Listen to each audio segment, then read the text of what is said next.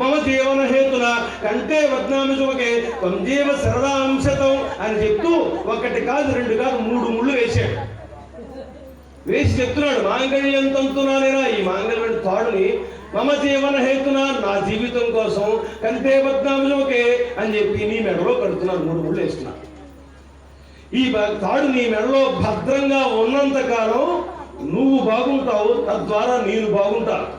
మన ఇద్దరం బాగుంటే కొంప అంటే మన ఇల్లు బాగుంటుంది, మన ఇల్లు బాగుంటే ఊరు బాగుంటుంది, ఊరు బాగుంటే దేశం బాగుంటుంది.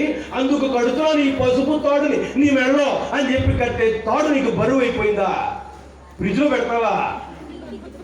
ఇంకొక ముఖ్యమైన విషయం చెప్తున్నా, మంగళసూత్రానికి ఎప్పుడు కూడా ఉంటే పసుపు కొమ్ము ఉండాలి, లేకపోతే బంగారంతో తీయించిన మంగళసూత్రాలు ఉండాలి, దిష్టి తగలకుండా ఎర్రపూస నల్లపూస ఉండాలి, కోనపూస ఉండాలి. పిన్నీస్ కానీ చెంపిన్నీస్ కానీ ఉండడానికి వీల్లేదు. అలా ఎవరి మెడలో అయితే ఉందో వాళ్ళ ఇంట్లో లక్ష్మీ ఉండదు.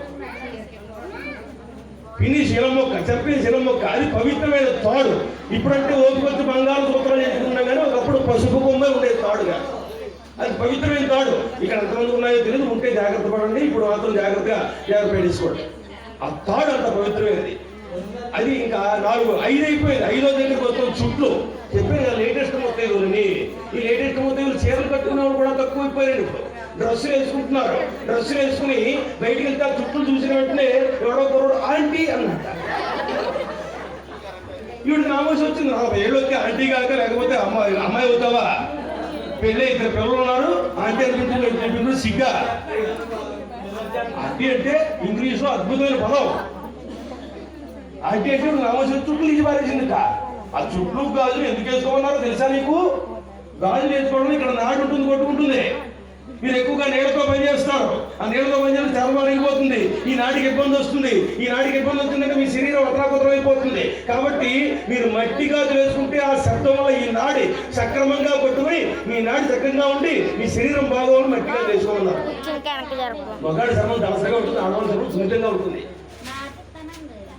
మరి కాళ్ళు చుట్టూ ఈ బొట్ట మీద పక్కదాన్ని పెట్టుకుంటారు వేలు. కావాలంటే ఒకసారి నొక్కు చూడండి, మెదడులో ఇక్కడ వైబ్రేషన్ వస్తుంది. ఆ వైబ్రేషన్ ఏంటంటే మీకు ఎప్పుడు కూడా మెదడులో మంచి ఆలోచనలు రావాలి, చెడు ఆలోచనలు రాకూడదు అనే ఉద్దేశంతో బొట్టల వేలు పక్క వేలుకి ఆ వెండితో చేసిన లోహంతో చేసిన చుట్టు పెడితే మీకు ఆరోగ్యం చదవబట్టి మంచి ఆలోచనలతో కుటుంబాన్ని సక్రమంగా నడిపేటువంటి మహానుభావులు అవుతారు అని చెప్పి చుట్టూ పెట్టారు. మగాడు ఎప్పుడు సంపాదించడమే. కుటుంబం ఎంత ఎప్పుడంటే 2, 3 కుటుంబాలు వచ్చాయి కానీ ఒకప్పుడు ఉమ్మడి కుటుంబం 30 మంది ఉండేవారు. 30 మందిని కూడా ఒక్క మాటతో కంట్రోల్ చేయగలిగింది ఎవరైనా ఉందంటే ఒక అమ్మ మాత్రమే, ఒక ఆడవాడు మాత్రమే. మగాడు ఎప్పుడు కూడా సంపాదించాలని నోరు వేయాలంటే ముసలివే. అంటే ఇప్పుడు వెళ్ళి ఎప్పుడైతే నోరు వేయమంటారు మా ఆయన అంటారు, అబ్బాయి అలా అని చెప్పేస్తారు. వీళ్ళందరూ కూడా నోరు అంటే మాట్లాడగానే నేను చూసుకుంటున్నాను కదా, మీరు బయటికి వెళ్ళి కష్టపడండి, ఇంట్లో కష్టం నేను చూసుకుంటాను, బయట రక్తం మీరు చూసుకోండి అని చెప్పి అర్థం. అలాంటి ముత్తైదులు అలా తయారవకూడదు. అమ్మ అలా చెప్పలేదు. అలాంటి ముత్తైదులు అందరికీ కూడా ఇక్కడ ఉన్నటువంటి ముత్తైదులు అందరూ కూడా ఒక్కొక్కరు ఒక్కొక్క శక్తి స్వరూపాలు. వాళ్ళందరికీ ఒక నమస్కారం సమర్పించి మీరు పూజ చేసిన కుంకుమ వెళ్ళిపోయేటప్పుడు వాళ్ళు కూడా ఇవ్వండి. ఆ కుంకుమ వాళ్ళు బొట్టు పెట్టుకుంటారు. అద్భుతమైనటువంటి పూజా కార్యక్రమంలో ఇవి దీపాలు ఉన్నాయి. ఆ దీపాలు వచ్చేది కార్తీక మాసం. ఆ కార్తీక మాసంలో ఒక దీపం వెలిగిస్తే ఎంతో పుణ్యం. చాలా మందికి మీలో కార్తీక పురాణం తెలుసు. ఒక్క దీపం వెలిగిస్తేనే ఎంతో పుణ్యం ఇస్తాడు. మన వినాయకుడు అయిపోయాడు వాళ్ళ అబ్బాయి, ఇప్పుడు వాళ్ళ అమ్మ వచ్చింది, రేపు వాళ్ళ నాన్నగారు వస్తున్నారు. వరుసగా వచ్చేస్తున్నారు ఒకరి తర్వాత ఒకళ్ళు పండుగలు చేయించుకోవడానికి. మన చేత పండుగలు చేయించుకుని డబ్బులు ఖర్చు పెట్టింది లేదు, మన ఖాతాలో పుణ్యం జమ చేస్తున్నారు. కార్తీక మాసంలో దీపం ఎందుకు వెలిగించాలంటే కార్తీక మాసం తర్వాత వచ్చేది వెంటనే హేమంత ఋతువు ఎక్కువగా మంచు కురుస్తుంది. ఆ మంచు ఎక్కువగా కురిసినప్పుడు గాలిలో మనం పీల్చుకునే ప్రాణవాయువు శాతం తగ్గిపోతుంది.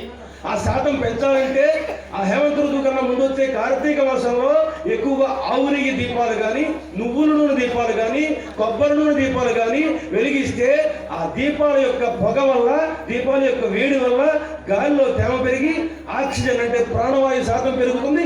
తద్వారా హేమంత ఋతువులో వచ్చేటువంటి ఆ మంచు వల్ల ఎలాంటి ఇబ్బంది రాకుండా, శ్వాసకోశ సంబంధమైనటువంటి వ్యాధులు ఎవరైనా ఉన్నవాళ్ళు బాధపడకుండా సుఖంగా బతకడానికి నువ్వు తోడ్పాటు చేసావు. కాబట్టి నువ్వు వెలిగించిన ఒక దీపం వల్ల ఒకరు ప్రశాంతంగా గాలి పీల్చున్న కాబట్టి ఈశ్వరుడు నీకు పుణ్యం జమ చేశాడు. ఒక దీపం వెలిగిస్తేనే అంత పుణ్యం వస్తే అలాంటి దీపాలు 100 వెలిగిస్తే ఎంత పుణ్యం వస్తుందండి? 100 వెలిగిస్తే నువ్వు వెలిగించిన 100 దీపాల వల్ల కొన్ని వేల మంది బతికారు. అలాంటి 100 దీపాలు వెలిగిస్తే 1000 మంది బతికితే, అలాంటి 1000 దీపాలు వెలిగిస్తే కొన్ని లక్షల మంది సుఖంగా బతుకుతున్నారు.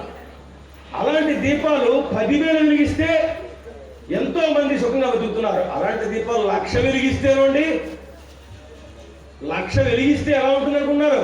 మొత్తం ప్రపంచం అంతా కూడా ప్రశాంతంగా వెలుగుతో నిండిపోయి సుఖమైనటువంటి ఆరోగ్యకరమైనటువంటి జీవితాన్ని ఆ దీపాల వెలుగు ద్వారా భగవంతుడు మనకి ఇస్తాడు. అది కూడా కార్తీక మాసంలో మొట్టమొదటి సోమవారం ఎప్పుడైతే వస్తుందో ఆ సోమవారం రోజు వెలిగించిన దీపం అమితమైనటువంటి పుణ్యాన్ని మనకి ఇస్తుంది.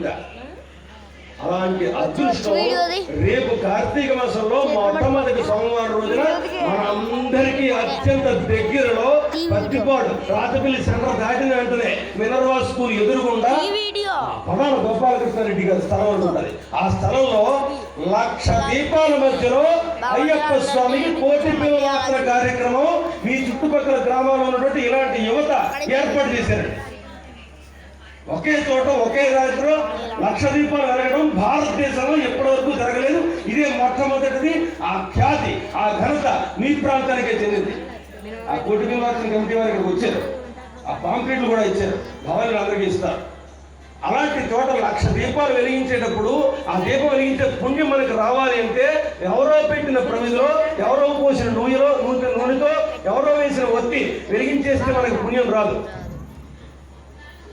పుణ్యం 2 రకాలుగా వస్తుంది దీపం వెలిగించిన పుణ్యం. ఒకటి, అలాంటి సామూహిక దీపారాధన జరిగినప్పుడు నీ పక్కనున్న వాడిని పిలిచి ఓ దీపం వెలిగించని చెప్పి వాడికి సాయం చేస్తే ఒక రకమైన పుణ్యం. అలాంటి దీపానికి దానం చేస్తే ఇంకో రకమైన పుణ్యం. ఆ 1,00,000 దీపాలు వెలిగించడానికి ఒక్కొక్క ప్రమిద ఖర్చు అవుతుంది. ప్రమిద, ఒత్తు, నూనె కలిపి 2 రూపాయలు ఖర్చు అవుతుంది. 100 దీపాలు వెలిగించడానికి 200 ఖర్చు అవుతుంది. నాలుగు అయిపోయిన తర్వాత పండగ చేసుకుని బిర్యానీ తినడానికి అయిపోతుంది 300. ఏమంటే కాబట్టి 100 దీపాలు వెలిగించే అవకాశం మనందరికీ ఇస్తారు. కాబట్టి అవి ఎవరైనా ఓపిక ఉంటే, ఉత్సాహం ఉంటే నేను ఒక 100 దీపాలు ఇవ్వగలను, నేను 200 దీపాలు ఇవ్వగలను, నేను 50 దీపాలు ఇవ్వగలను అని చెప్పి అనుకున్నవాడు ఆ కమిటీ వారిని సంప్రదించి వాళ్ళకి ఆ దీపాలకి తోడ్పాటు చేస్తారని కోరుతూ, జై దుర్గా భవానీ మాతకు, అమ్మల గంగమ్మకు, ముగ్గురమ్మల మూలపుటమ్మకు, సురారులమ్మకు, అదుపారని బుచ్చడి అమ్మకు, శ్రీ కనక దుర్గమ్మకు. ఒకసారి కూర్చోవాలి, ఎందుకంటే దీపాలు అమ్మవారికి చూపించాలి కాబట్టి మనం నిలబడి ఉంటే బాగోదు. ఒక్క నిమిషం కూర్చుని దీపాలు పైకి లేపేసి అమ్మవారికి చూపించేస్తే పూజా కార్యక్రమం పూర్తయిపోతుంది. 2-3 భజన పాటలు పాడి చేసి చక్కగా ఉద్వాసం చెప్పుకుని పూజా కార్యక్రమం ముగిద్దాం. జై భవాని, జై దుర్గా భవాని.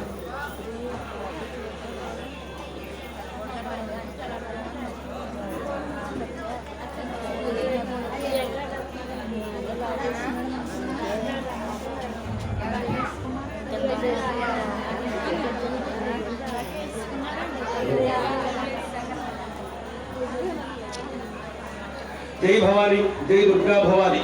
శ్రీరస్తు, శుభమస్తు, అవిఘ్నమస్తు. ధర్మాన్ని కాపాడండి, ఆ ధర్మం మిమ్మల్ని కాపాడుతుంది. ఓం శ్రీ స్వామి శరణమయ్యప్ప. శ్రీ శ్రీ శ్రీ హరిహరపుత్ర అయ్యప్ప స్వామి వారి శ్రీ ధర్మశాస్త్ర సన్నిధిలో దండపాణి గురుస్వామి వారి 100వ జయంతి మహోత్సవ ఆహ్వానము, కోటి బిల్వార్చన మరియు 1,00,000 దీపోత్సవ ఆహ్వానం. శ్రీ కాకినాడ శ్రీ దండపాణి గురుస్వామి గారి ఆశీస్సులతో వారి కుమారుడు వేలు గురుస్వామి గారి ఆధ్వర్యంలో 4/11/2024వ తేదీ కార్తీక సోమవారం శ్రీ పరాల గోపాలకృష్ణారెడ్డి గారి స్థలంలో మినర్వా కాలేజ్ ఎదురుగా పత్తిపాడు ఈ కార్యక్రమం జరుగుతోంది. ఆ పూజా కార్యక్రమం వివరాలు ఏంటి అంటే, ఉదయం 4 గంటలకి గణపతి పూజ, లక్ష్మీ గణపతి హోమం, ఉదయం 8 గంటలకి చండీ హోమం పూర్ణాహుతి. భవానీ చండీ హోమం కూడా పెట్టారు.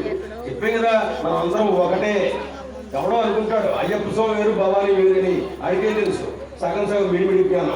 ఉదయం 8 గంటలకు చండీ హోమం పూర్ణాహుతి, ఉదయం 11 గంటలకు దండపాణి గురువారి పూజోత్సవం, మధ్యాహ్నం 3 గంటలకు కేరళ చండై వాద్యాలతో 18 కలశాలతో అయ్యప్ప స్వామి వారి ఊరేగింపు.